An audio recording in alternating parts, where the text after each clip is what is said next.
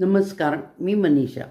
गीता जयंतीच्या निमित्तानं मला महाभारतातला कर्ण आणि श्रीकृष्ण यांचा संवाद म्हणजे माझ्या बघण्यात आला.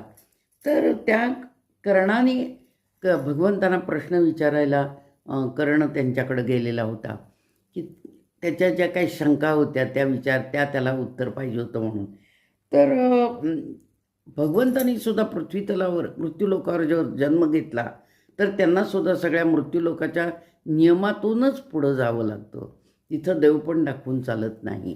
तर कर्णाने विचारलं, की हे केशव, मला आईने जन्म झाल्या झाल्या सोडून दिलं, द्रोणाचार्यांनी शिक्षण देण्यापासून वंचित ठेवलं, द्रौपदीने माझा भरसभेत अव्हेर केला, ह्या सगळ्यामध्ये माझं अपमानानंच मला जगावं लागलं, अपमानाचे घोट घेत मला जगावं लागते.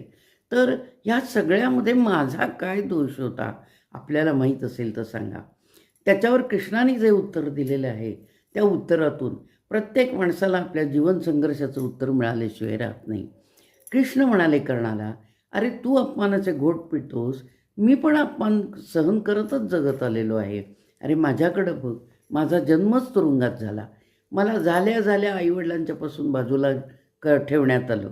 जिथं मला ठेवण्यात आलं तिथं मला शेण काढण्यापासून ती सगळी कामं करावी लागली आणि ती मी हसत हसत केली. माझा मामा माझ्या जीवाचा वैरी होता. माझ्यावर राक्षसांचा हल्ला झाला. नंतर चोर म्हणून मला हिणवण्यात आलं. मी पण आयुष्यभर अपमानच गिळत आलेलो आहे. अपमान महत्त्वाचा नसून अपमानाला कसे सामोरे जाता तुम्ही, ह्याच्यावर तुमचं आयुष्य अवलंबून असतं. तू कधी भूतकाळ विसरू शकला नाहीस आणि मी भूतकाळाला कधी धरून बसलो नाही. म्हणून मी ते हसत हसत स्वीकारलं आणि मी पुढं जात राहिलो. तू क्रोधाला कवटाळत बसलास म्हणून अधर्माच्या बाजूला गेलास आणि अन्याय तुला सहन करावा लागला. तर तू आणि अधर्माच्या बाजूला गेल्यामुळं तुला अकाली मृत्यूचं भय उभं राहिलं. तर माणसाने अपमान हा सोडून दिला पाहिजे, त्याचं अमृत करून ते स्वीकारलं पाहिजे. नियतीने जे पदरात टाकलेलं आहे त्याचा हसत हसत स्वीकार करून आपण त्याला उत्तर दिलं पाहिजे. तर आपण पुढं मार्गक्रमणा करू शकतो. अन्यथा अधर्माच्या बाजूला आपण उभं राहून आपल्या हातून पापच घडत राहतं. हे भगवंतांनी त्यांना दिलेलं उत्तर आहे. तर असंच हे प्रत्येकाचं आहे.